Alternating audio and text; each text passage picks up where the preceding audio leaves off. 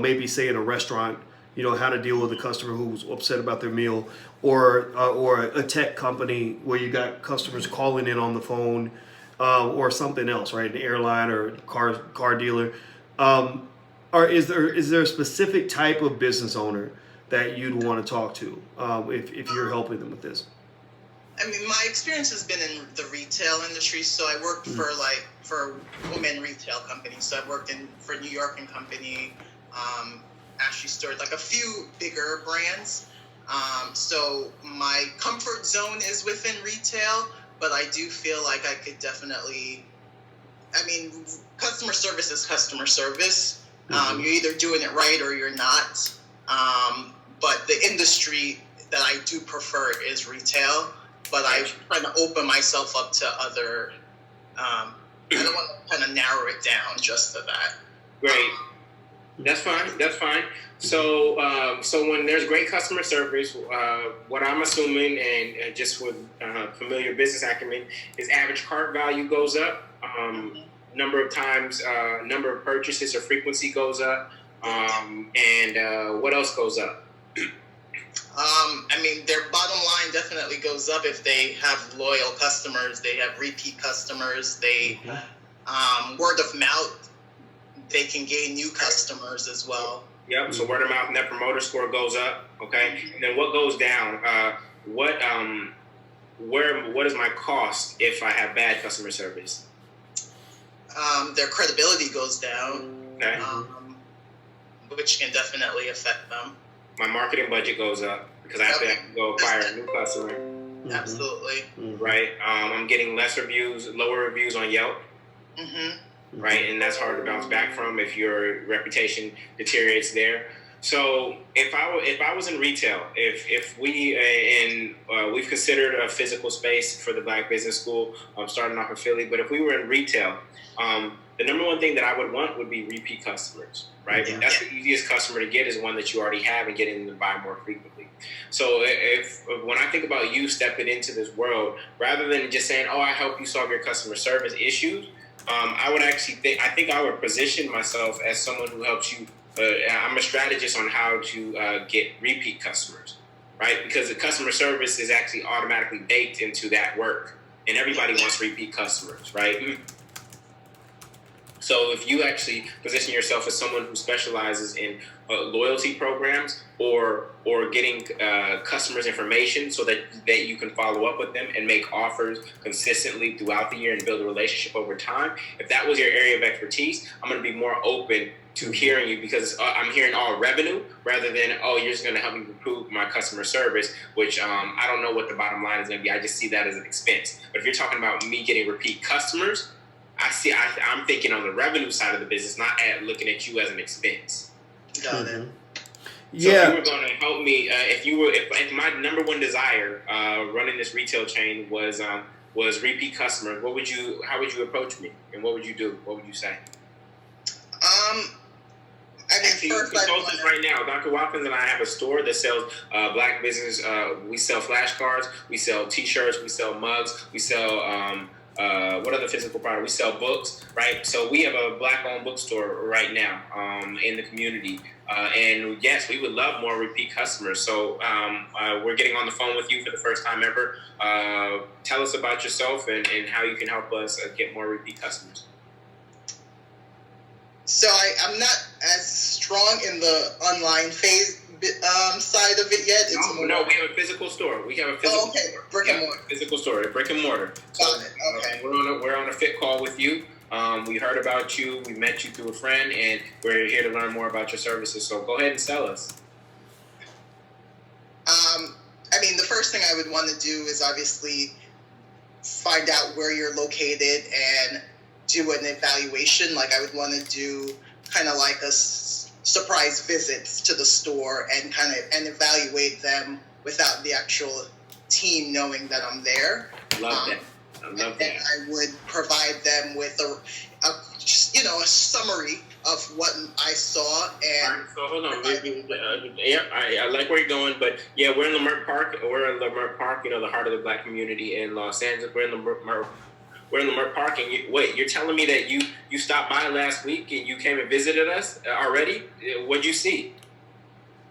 I definitely saw a lot of positives as well as a lot of opportunities. Okay. Obviously, I would tell you what the positives are, and then I would. Tell us what you see.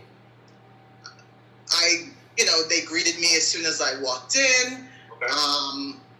They were attentive when I had questions. Okay. However, no one followed up with me. When I had specific questions about the product, they weren't fully educated on on all the products. Yeah. And then I would go through something like that and provide recommendations. I could offer training. I could offer workshops. Yeah. I could even come and do a speaking engagement of sorts. I mean, it depend on the actual client. So I would try to cater what program offerings that I have to them. Yeah.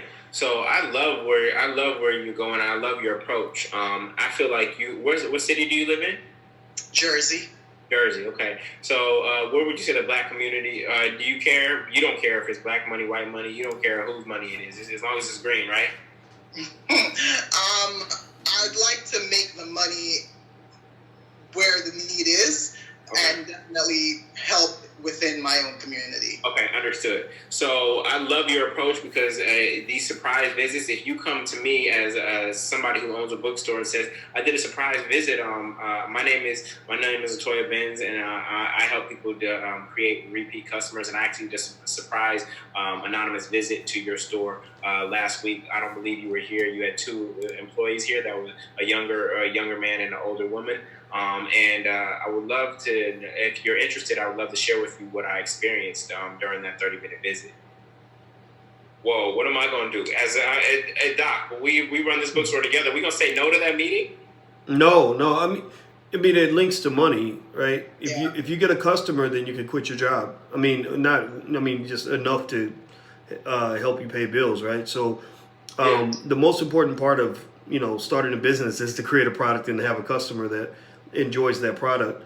And so I personally, my ears perked up when you talked about customer satisfaction, because I can just tell you as a business owner, that's our number one investment. That's our number one concern all the time, is making sure that we have customer satisfaction at the highest levels possible, because you're right, it can make or break you. I also, when I'm thinking about just that whole idea of customer, retention, satisfaction, and everything Julian said is 100% correct. Great customers obviously become repeat customers. They buy more often, things like that, word of mouth, all that stuff. I almost sort of think about, when you look at that double bottom line where you care about your community as well, and you want your community to kind of elevate and grow. And I think we'd be lying to ourselves if we didn't say that some black businesses have a serious customer service problem, right? Mm-hmm. Just customer relationships, period, right? Sometimes sometimes the business is out of pocket, sometimes the customers are out of pocket, and there's training required kind of on both ends, right?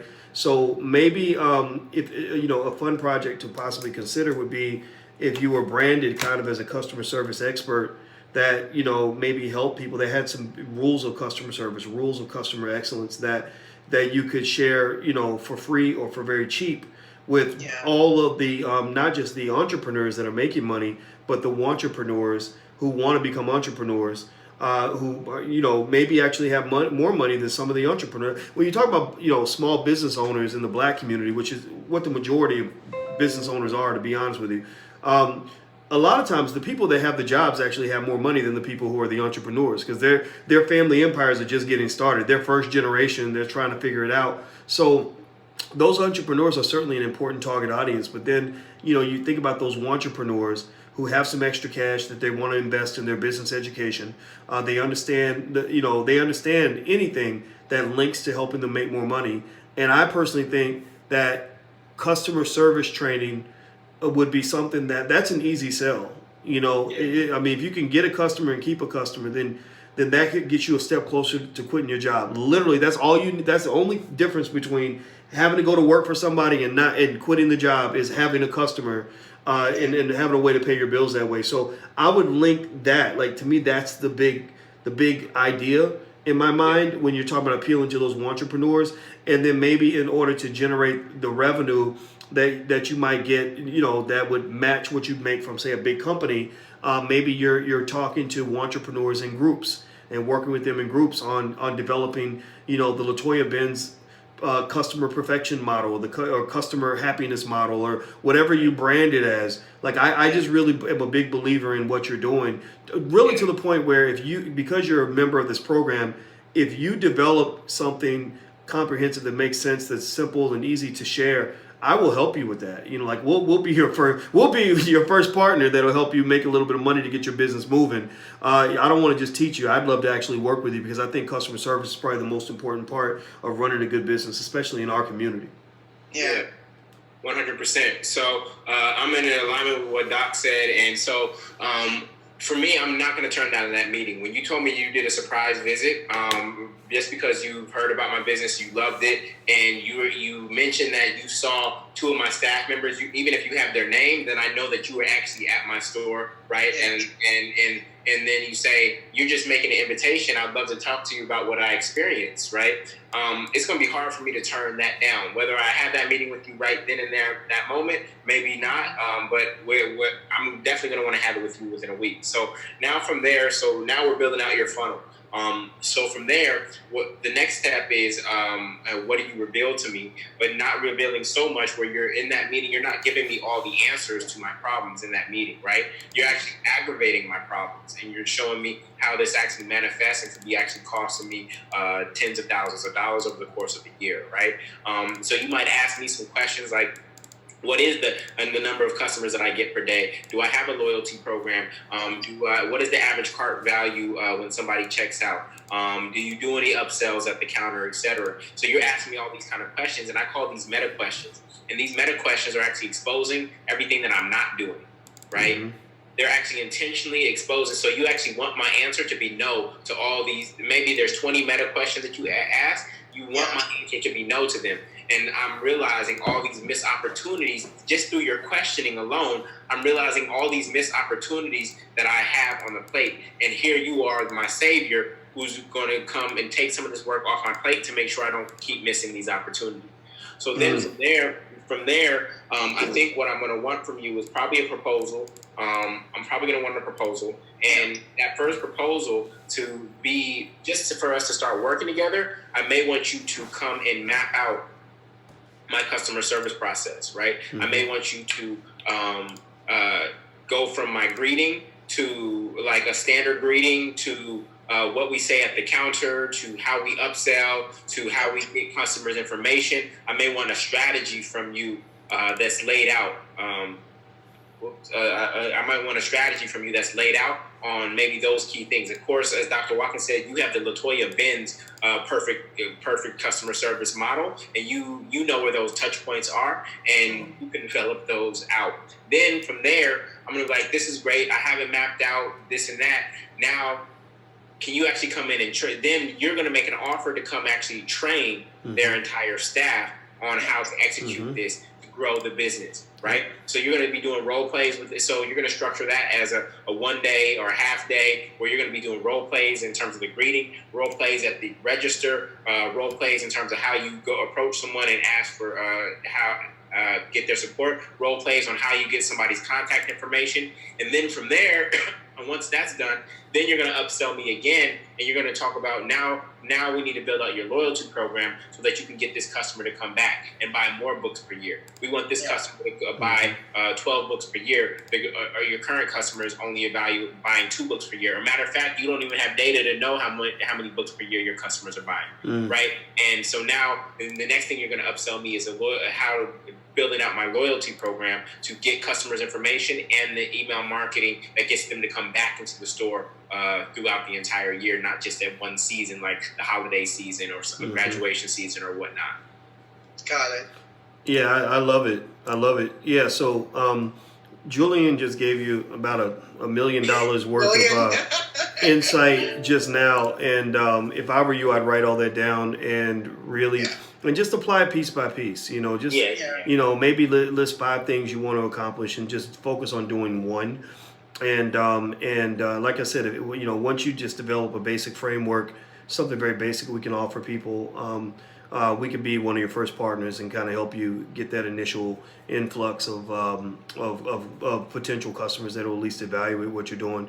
You may have a mailing list where you got some people on the list that aren't buying anything, but I just personally think customer service is an educational opportunity for the whole Black community, and we're and if you look at the whole mission, what we always talk about in the Black Business School, our goal is to make the soil more fertile for entrepreneurship.